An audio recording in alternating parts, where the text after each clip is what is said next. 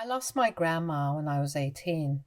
She was a tough, no nonsense woman who ran her own upholstery business for 5 decades and raised 3 kids. My mom, being the middle child, often clashed with her.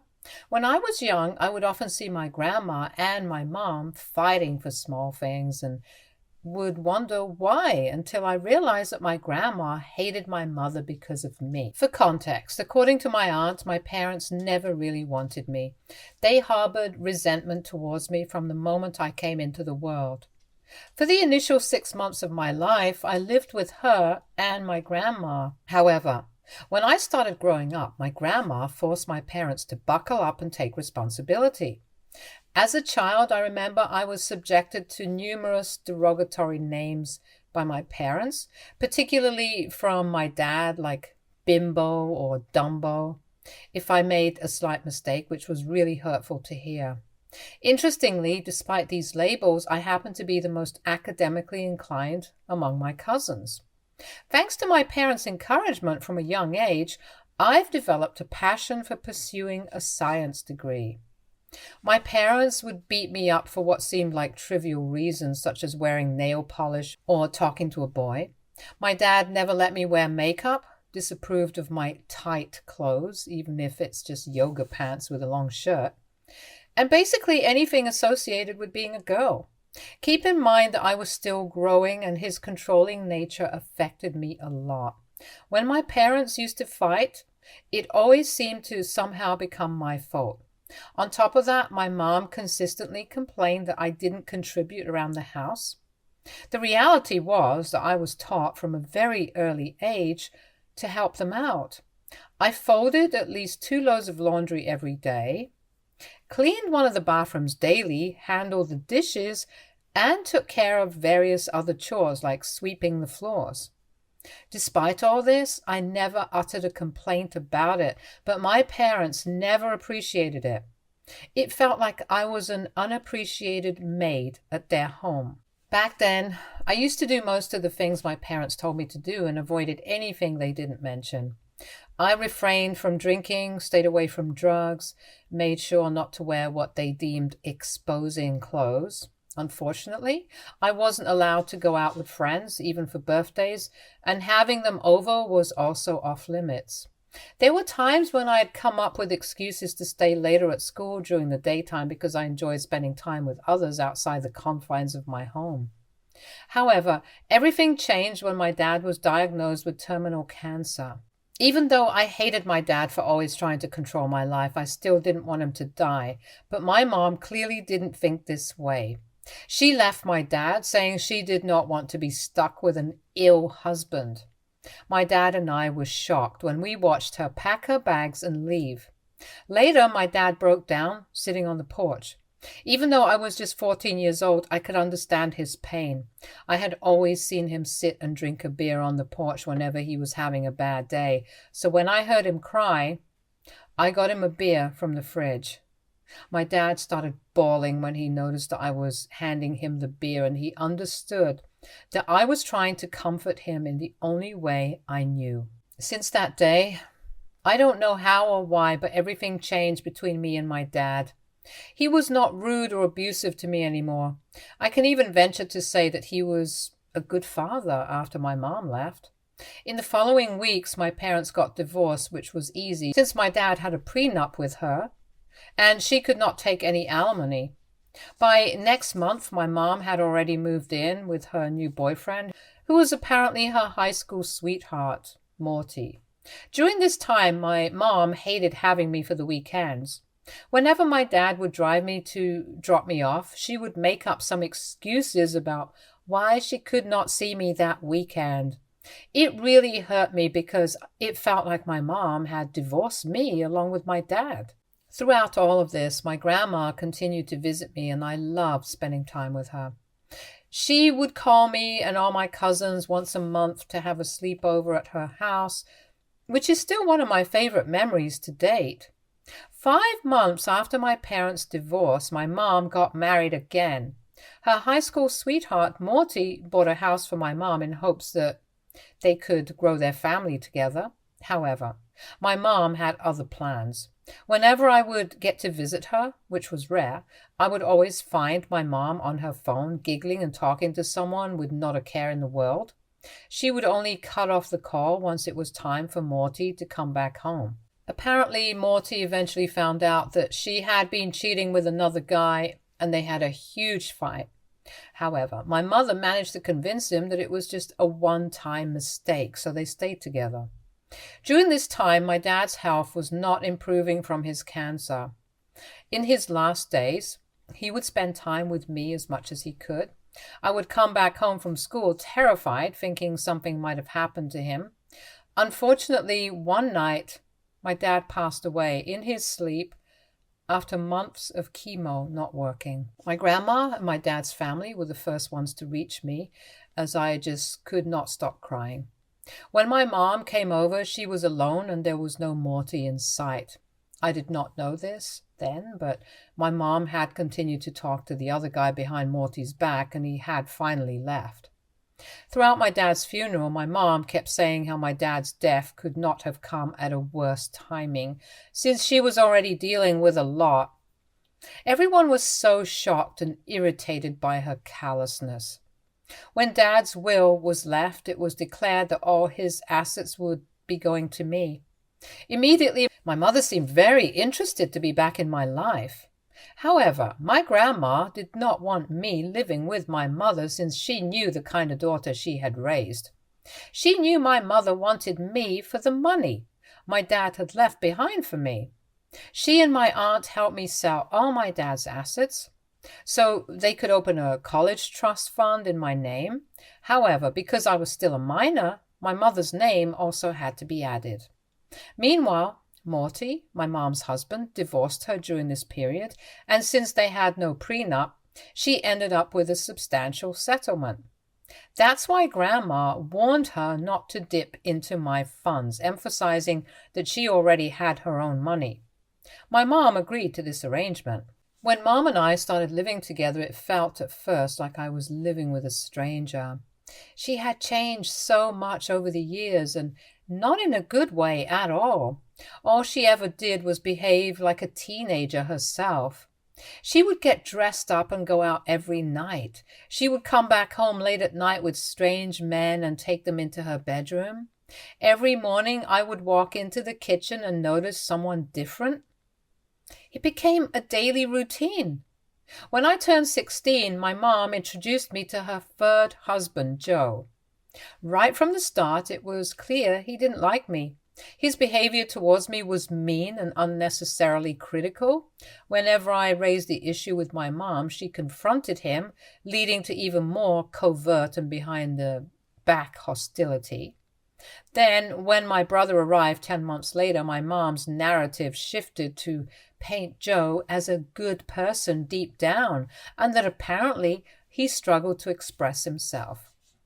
I was encouraged not to resent him, but to be more understanding.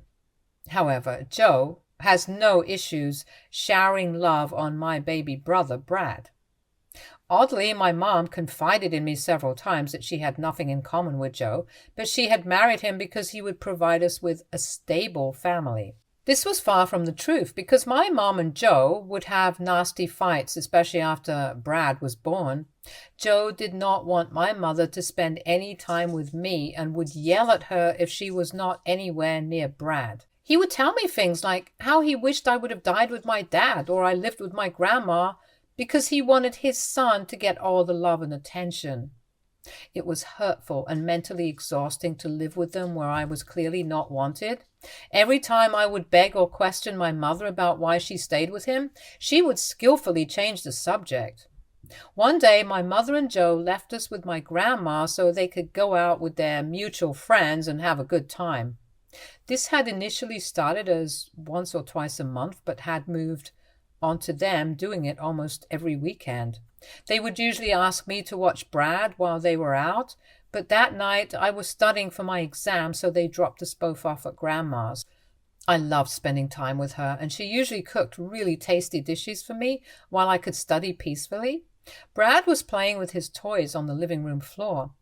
My grandma had strictly told my parents that they should be back by 11 to pick us up. However, even after 11 p.m., my parents had not come back. I was starting to get worried as I had my exams the next day, and I also needed to put Brad to bed on time. Otherwise, Joe would yell at me. Meanwhile, my grandma kept calling and left 3 angry messages for my parents. At 12 a.m., Joe and my mom finally showed up in their car, completely blank out drunk and giggling like teenagers. They reeked of alcohol, and we were shocked that they had even managed to drive here without getting caught. Joe went to pick up Brad while my mother asked me to gather my things so we could drive back. However, my grandma put her foot down. She yelled at them for showing up this late and also being so drunk, which was dangerous for all of us. She told Joe that she could not let him take his son in this state and that we should call an Uber for us and leave the car at her place. However, Joe started fighting with my grandma, telling her to mind her own business, and how he was the father, so he knew what was best for his son. Tensions escalated quickly with heated exchanges of curses between my grandma and Joe. My mom stood by, saying nothing, clearly drunk out of her mind and unable to process things. I could feel the tension rising, so I pleaded for them to stop, reminding them they were scaring my brother, but my words fell on deaf ears. The yelling persisted, and Joe started throwing insults at my grandma and me, saying how he never liked us but tolerated us for the sake of my mother. This made my grandma more pissed, and in a fit of frustration, she threatened to call the police. Hearing this, Joe, who was clearly drunk and yelling like a maniac, did the worst thing that I have ever seen anyone do. He slapped my grandma. I screamed in horror as Joe's hand connected with my grandma's face, the sound echoing through the room. "Stop it! Just stop it!" I yelled, but Joe did not even glance at me while Brad started to cry, clearly traumatized. My grandma, holding her cheek, yelled for me to call the police as my mother watched in horror. I don't even remember what I told the 911 operator as I was crying too much. Fortunately, the person understood and stayed with me on call until the police arrived. When Joe noticed the approaching sirens, panic crossed his face, and suddenly he started to beg my grandma, pleading with desperation in his eyes. He begged her not to press charges, insisting it would ruin his life and my mom's life. In the end, Joe was charged with assault and taken away in handcuffs. He kept pleading with my mom to help bail him out, but my mom, who had stood frozen earlier, started to cry and yell at him. My grandma made it clear to my mom that if she did not divorce that guy, she would involve the CPS also, and she would lose both her children. My mom simply nodded, clearly looking terrified. It was only later that I found out that Joe and my mom had also tried drugs that night, along with alcohol. The reason she escaped not getting arrested that night is because she was mostly silent, unlike Joe. That night, I and Brad stayed at my grandma's place because I refused to be with her alone as I was so disappointed and traumatized. Thankfully, the next day when my mother came to her senses, she realized just what her husband had done. She filed for divorce and forbade him from ever seeing us. When the rest of the family found out about what Joe had done, they all came down on my mom, and rightfully so. Everyone had questions, and rightfully so. Why did it take so long for my mom to take action? Why didn't she see the signs earlier? My aunt and uncle yelled at my mom until she started to cry. They were so pissed that they vowed to never speak to her ever again for what her husband had done. As per Joe's charges, since he was a first-time offender, the court imposed him with probation. During this period, Joe had to attend counseling and was ordered to stay away from us. He could only see his son if my mother allowed, and she was present as well. He did try to beg my mother for forgiveness, but my mother didn't listen and divorced his manipulative ass. She got a lot from him in the settlement and has since been living a good life. I did not want to stay with my mom after the Joe incident, so I moved all my things to my grandma's place while Brad stayed with my mom. My mom didn't like this arrangement one bit since she depended on me to babysit my brother, but she could not say anything to me for fear that my grandma would chew her off. This year, I celebrated my 18th birthday. I was so excited to finally be an adult and start a new phase of my life. However, life had other plans for me. My grandma passed away just a week after my birthday. She had a heart attack, and it was completely unexpected since she did not have any heart problem. After her funeral, the whole family was informed that she had drawn up a will to divide her assets. For my mom and aunt, she had equally divided up her family heirlooms and jewelry, which were quite expensive. For her oldest son, my uncle, she had left him her car, which he had always loved. For my cousins, she had divided her money to be put in for their college trust funds. For me, she had left her most important asset, her house. Apparently because I was the closest to my grandma among all, and had been living with her, she did not want me to go back home to my mom ever again. I was shocked and started to cry tears of joy as her house meant a lot of happy memories for me. Unfortunately, my grandma didn't leave Brad with anything. I don't know if she simply forgot, or maybe it was because Brad was just my half-brother. Needless to say, my mom was livid with my grandma's. She flat out said that giving me a house was worth so much more than her jewelry, and it simply wasn't fair for her mother to leave me so much. No one else except my mother had any complaints since they all understood that my grandma had left us with things that we all deserved. My mother then got angry that Brad did not get anything and started to badmouth my grandma, saying how she was such a selfish woman for not doing anything for her son. I got pissed and told her that she should be grateful that her mother decided to leave her anything at all after what her ex-husband did to her. Hearing this, my mother got pissed, saying how I had no right to bring up the past, which just made me scoff at her. Then she started to tell me how I should sell my grandma's place and move in with her. I told her that I genuinely loved staying at the house and would never sell it, since it meant more to me than money. My mother did try to urge me more, but I stood my ground. I have to say that it has been wonderful living on my own. I have always been surrounded by toxic people until I moved to my grandma's place permanently, and I have also never lived alone. However, I have been spending a lot of time with myself and going to therapy to deal with my grandma's death. With everything going on in my life, I decided to take a gap year. However, because I'm no more a minor, I wanted to remove my mother from my trust fund. I needed her signature to access the funds and also to remove her from the beneficiaries, so I went to talk to my mother 2 months ago. She introduced me to her new boyfriend, Robin, who she had been seeing for weeks. Robin seemed like a pleasant guy, however quite younger than her, unlike all her previous ex-husbands. However, I knew better than to bring his age up, so I asked my mom to talk privately and she agreed.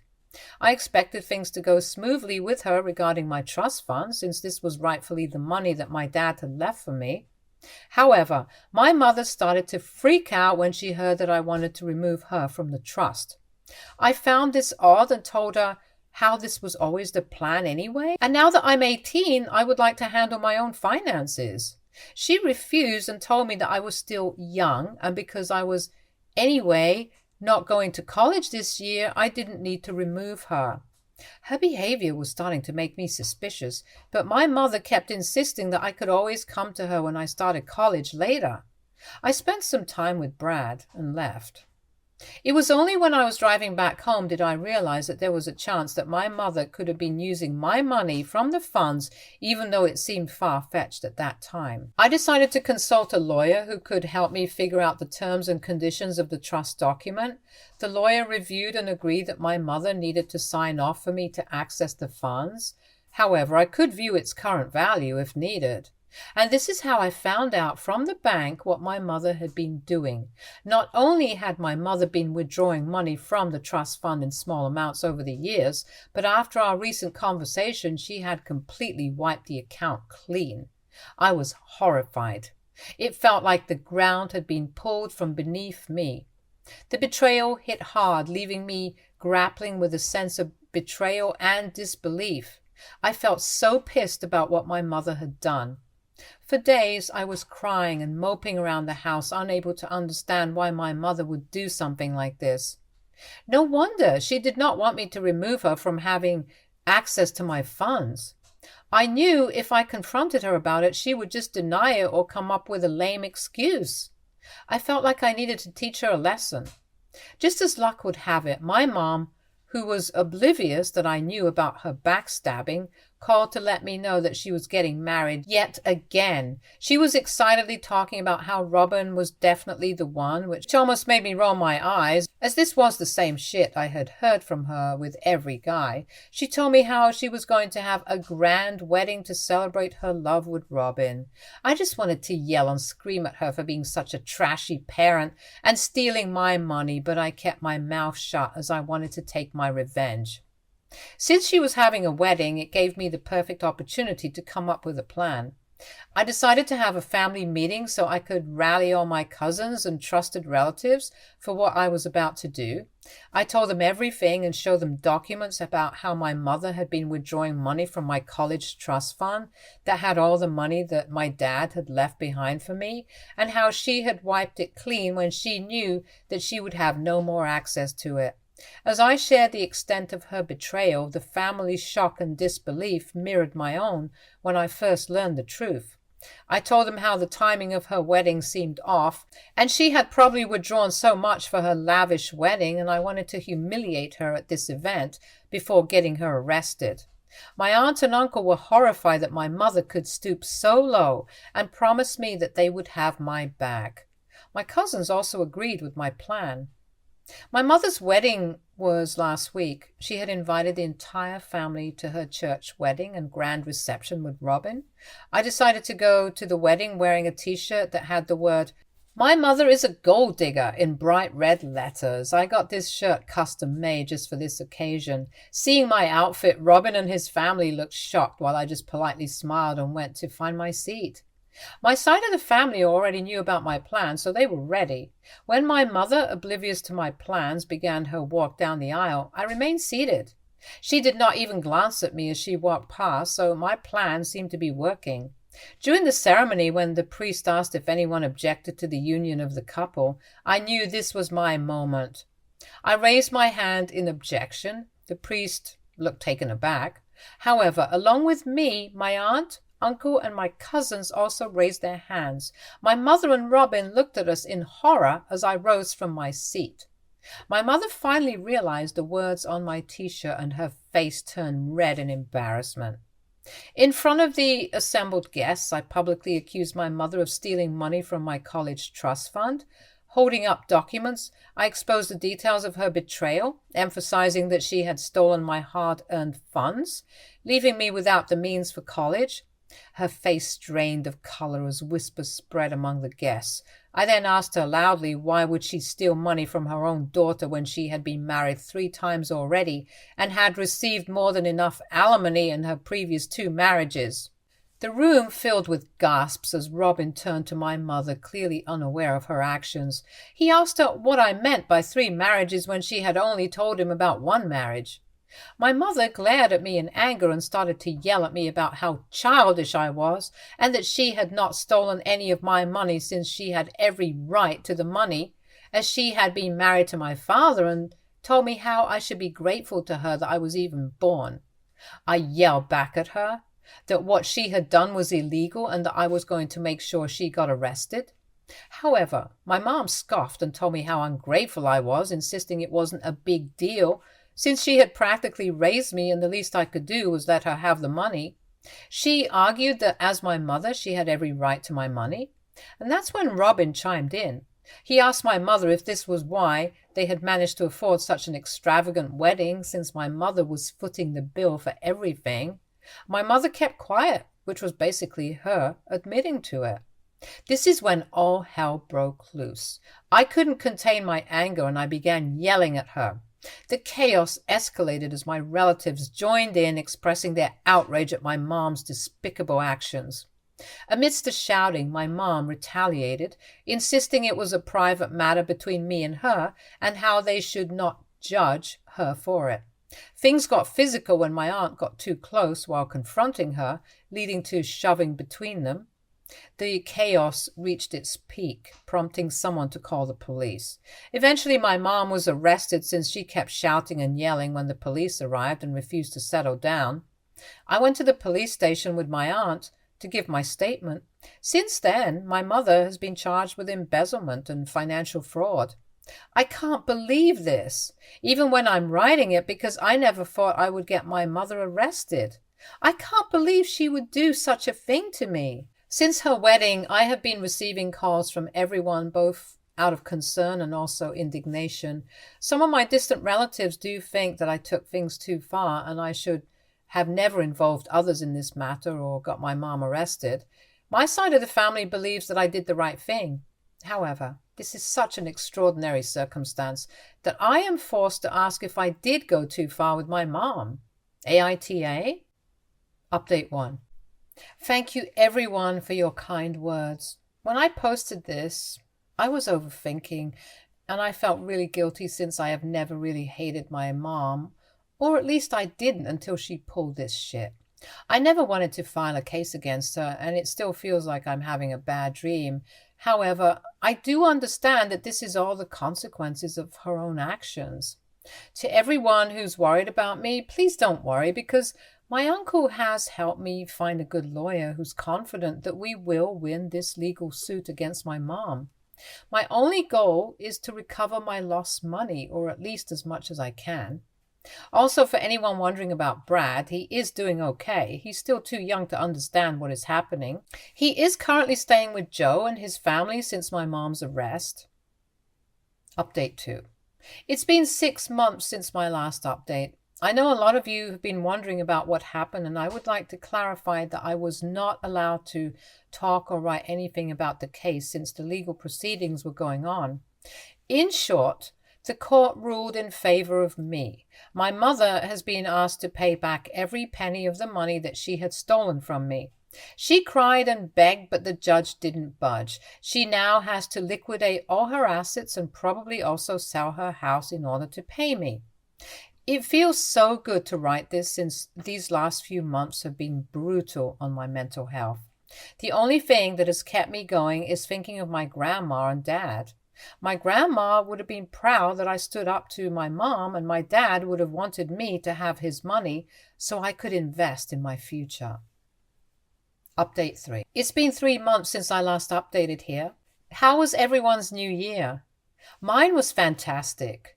My mother, facing the weight of her actions, has repaid the entire amount she had embezzled from my college trust fund.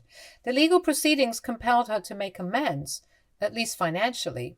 I also made the difficult decision to sever ties with my mother permanently. The rest of my family echoed this sentiment, and we collectively decided to distance ourselves from her, despite her trying to reach out to us as if she expected us to just forgive and forget this incident. Lately, I have been checking out brochures and thinking about what's next in 2024. The gap year has turned out to be amazing overall, despite the legal proceedings. It has been a mix of figuring myself out and healing myself from the past trauma. Spending time with my cousins and other family members has always been a big part of moving forward. Stay tuned for more stories from our girl relationships.